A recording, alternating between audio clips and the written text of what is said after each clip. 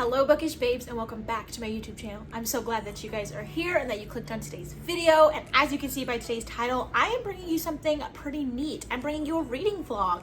So if you have not seen my shorts, I'll post something here on the screen and down below for you guys, but I needed some help to pick my next read. So I already have all the books that I'm going to be reading for September obviously, and I'll have my September TBR link down below.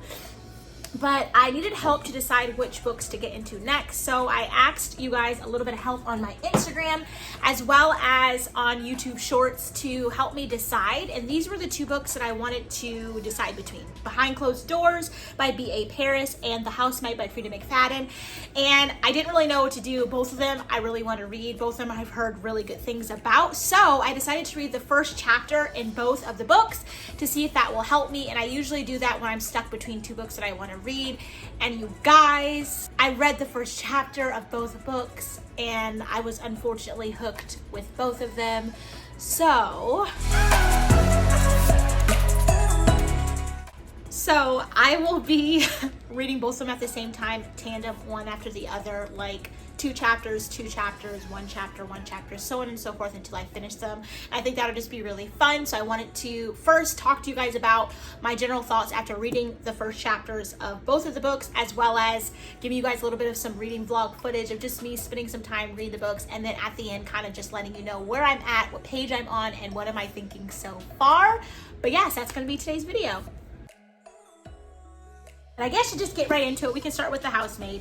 So to be completely honest, I've been wanting to read this for a long time and I've had it on my Goodreads TBR, and so I picked it up. And when I read the back of it after I had gotten the book and I was picking out all the books I was going to read for September, to be completely honest, this was the one that I wanted to read last out of all the books that I had picked for this month, as well as this was the book that I felt was going to be the most intense or maybe scary or spooky or the most thrilling of them all. And so I was kind of leery, I'm not gonna lie, when I physically had the book. Like before I was like, oh, I'm gonna 100% read this, and then when I got it I was like, this might rub me the wrong way, it might be a little bit intense for me, I'm not sure why, but that's what I thought.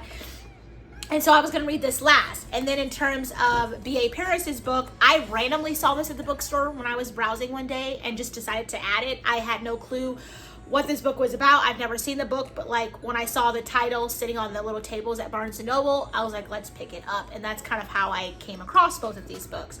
But I guess just to talk about The Housemaid, and so I read the first chapter, and this is what I'm gathering from it.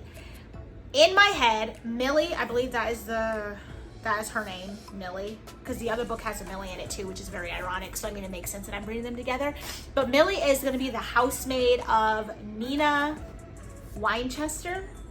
Yeah, Nina Winchester. So she is this very wealthy woman who has this house in Brooklyn, or in New York City rather, and has a husband and a little girl named Cecilia, and she needs someone to, you know, take care of her house, watch her child, possibly do dinners and whatnot for her home. And so Miss Millie here decides to apply for the job. But apparently what you're getting just from, like, I believe it was like the prologue and chapter 1, this idea that there's something that Millie is hiding from her past, and she hopes Nina doesn't find out, but she really hopes she gets this job. And so when I had went into it, I was trying to see, is there some like you know, ulterior motive that Millie has, that she's trying to intentionally get to this family? But I didn't really sense that. I just sensed she wants to find a job and her past has kind of kept her from it.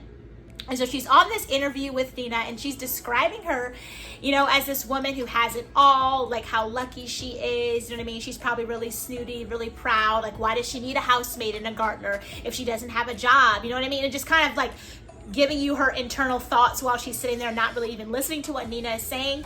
And just like the way her hair is cut and the fact of the clothes that she's wearing. And then Millie almost gets this really like savage, kind of like shady vibe that she's like portraying, where she's like, and I came dressed in a wool skirt and a turtleneck because I didn't want to be a threat to her, because clearly I'm younger. So then you're getting this vibe that Nina is actually pretty proud, I can say, and Millie is actually pretty proud, and she actually kind of sees herself as being someone who's super good looking, in my opinion, just based off that. So I thought it was quite funny that, you know, she's over here completely reading and throwing so much shade on this woman that she's trying to interview and get the job with at her house, you know, so she's kind of going on talking about that. And then she takes her to the home and shows her like the different aspects of their house and what they kind of expect. And then she like, Nina expresses it's going to be a live-in position. Like, are you okay with that?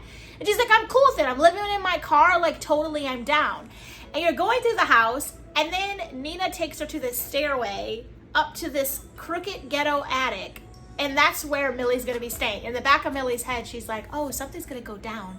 I'm going to be murdered by probably Cecilia, her daughter, or one of her daughter's Barbies. And this is not a good idea, but I'm going to do it anyways because I don't want to live in my car anymore. And you just kind of watch this internal dialogue that Millie is having while she's talking to Nina. And I think it's hilarious. I think it's really funny because it's like, she says all the things I think people wish that they could say, but they're not going to say it. And she is just like saying it. And I just absolutely love it. So I really drew me in because I definitely sense that, yes, Nina wants Millie to work at her house and do these things for her, but clearly she values her less just from the get-go, and then has placed her in this really crummy attic. There is a spare bedroom in her house and she didn't give that to Millie. So it's just interesting to see the dynamic. And then reading the prologue of the book, there is clearly a murder that happens and you're not quite sure who the person murdered is. Obviously, you know that Millie stayed in the attic. The person is dead in the attic. So you are almost led to believe it might be Millie.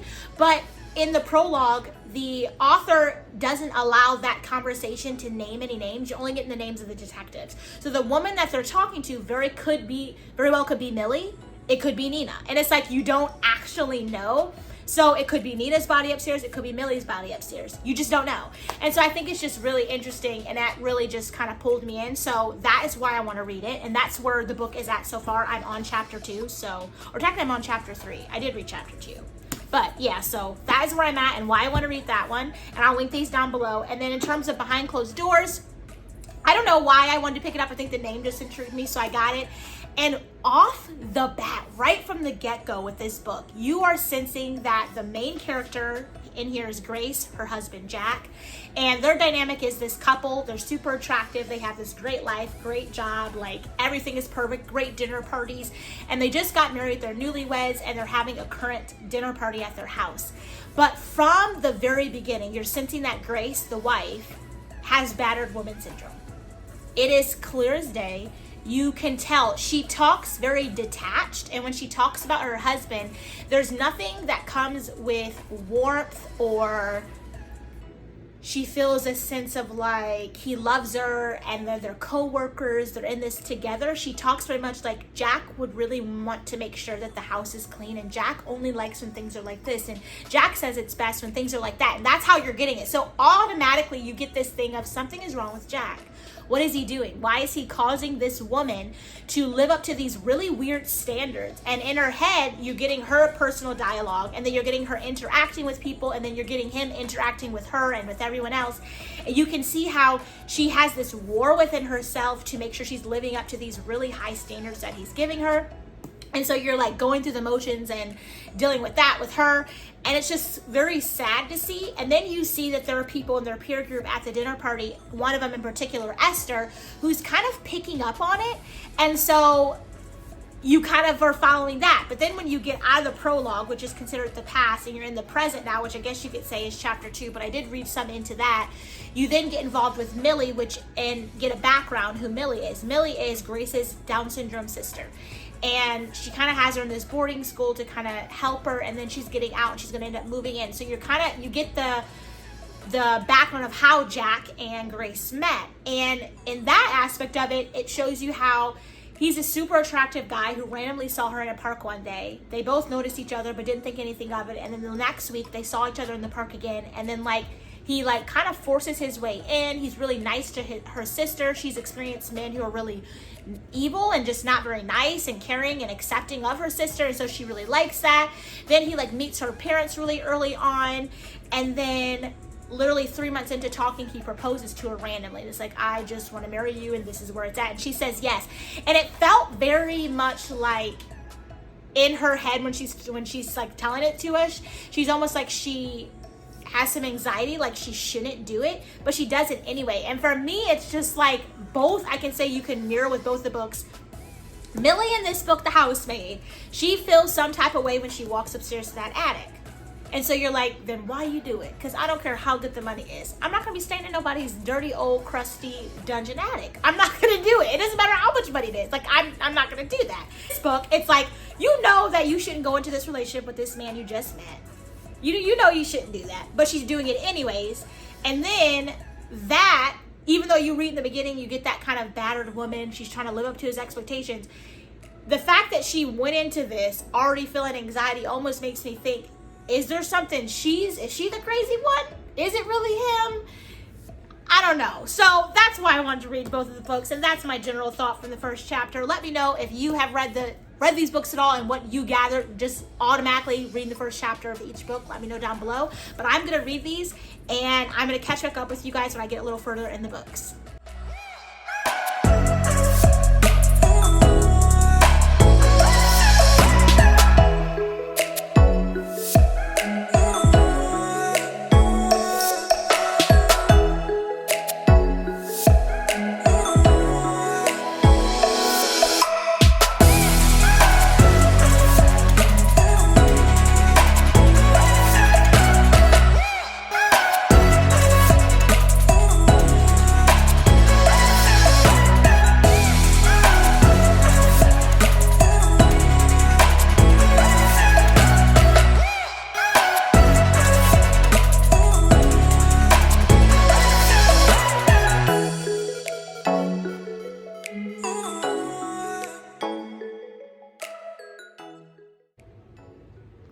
All right, so let me turn this through a little bit. I am reading through Behind Closed Doors right now. And as I mentioned in the beginning, I definitely feel like there's something between Jack and Grace that is obviously hidden. We're going to figure it out. Clearly, it's something happening behind the closed doors. But just off the bat, like, what? I believe this is Jack's perspective. I like to be near a pretty town, but far enough away for us not to be disturbed by noise. Like you, I'd like to have a big garden, preferably with high walls around it so that nobody can see in. I'd like a study and a basement to keep things in. That's about it, really. And like, for me, I don't know. First of all, you're rushing into this, Grace. You don't really know this man, and just because he's like, I'll pay for your sister, I love your sister too. Okay, cool, but a crazy person can say that too.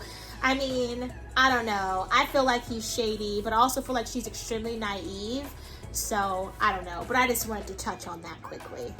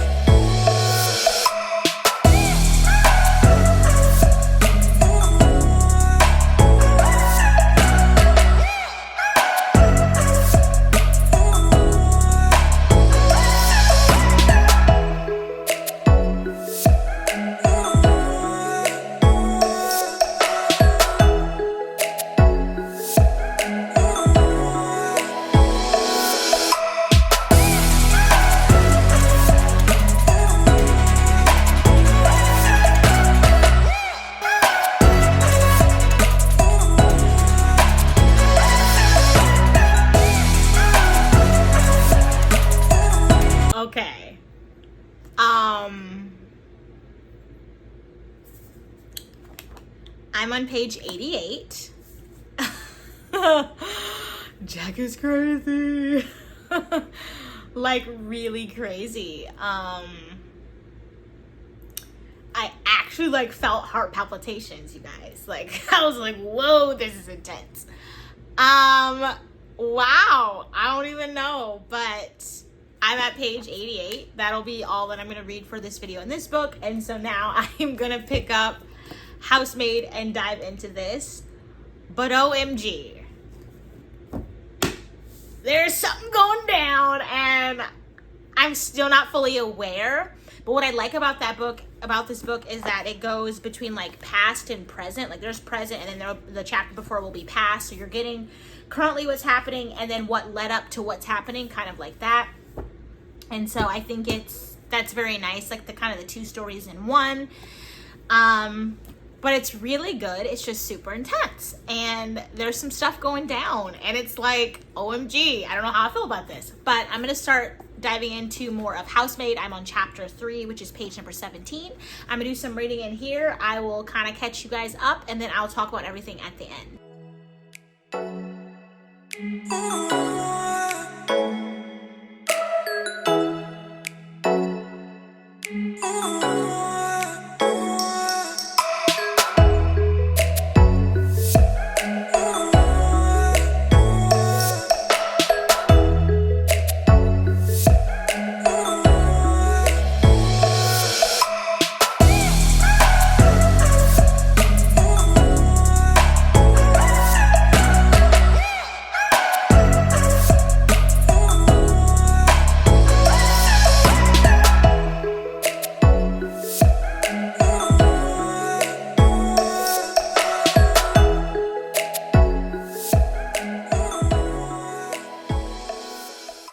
Alrighty, so it is the next day. I did not do any more filming yesterday, so I'm going to catch up with you guys because I read quite a bit in both of the books.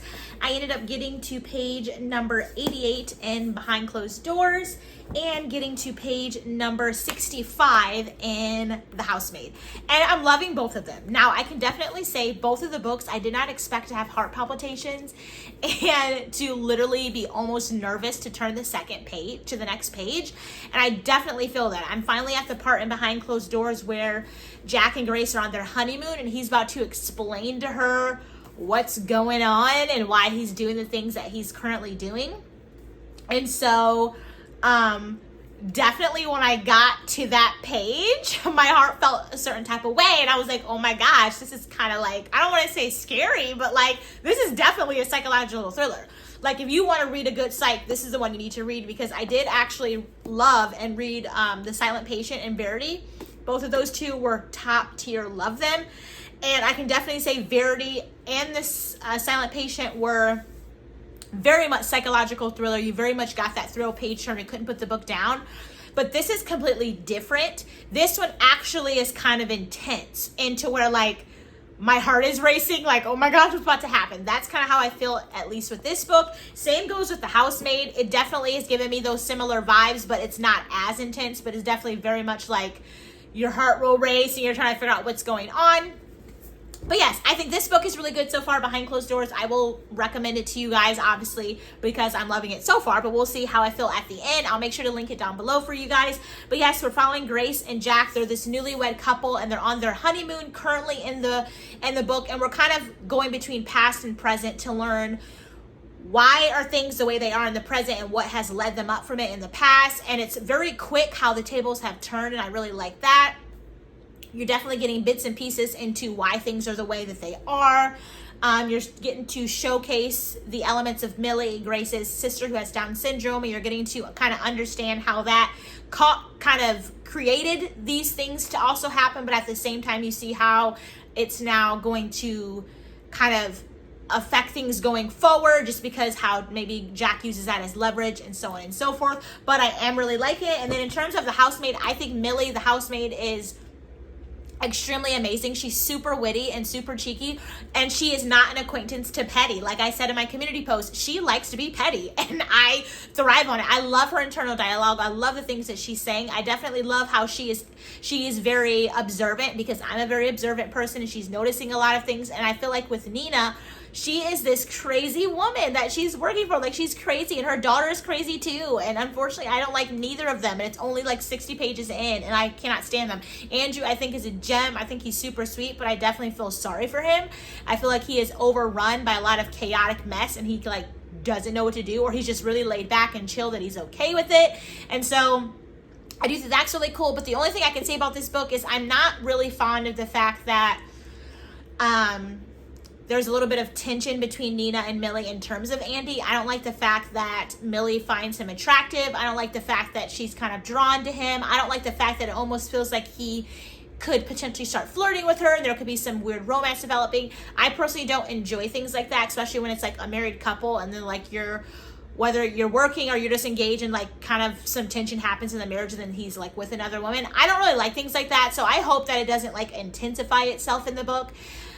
That would be the one thing that would make me probably rate it a lot lower, just because I really don't enjoy reading things like that. And I hope I don't have to skip a lot of this in this book.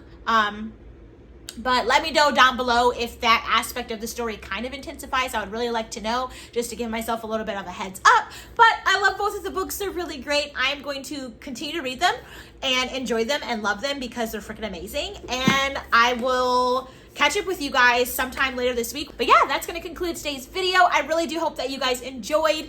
I really hope that I gave you a little bit of insight on these books so far. And if it gave you a little bit of a desire to purchase them, I hope that you do. And let me know if you read them and what you thought. And do not forget to give this video a thumbs up and hit your notification bell. Then you can be notified every single time I post a video. Subscribe to my YouTube channel, join the Bookish fam, because we're so nice to have so much fun together. And without further ado, I will catch you guys all in my very next video. Bye, friends.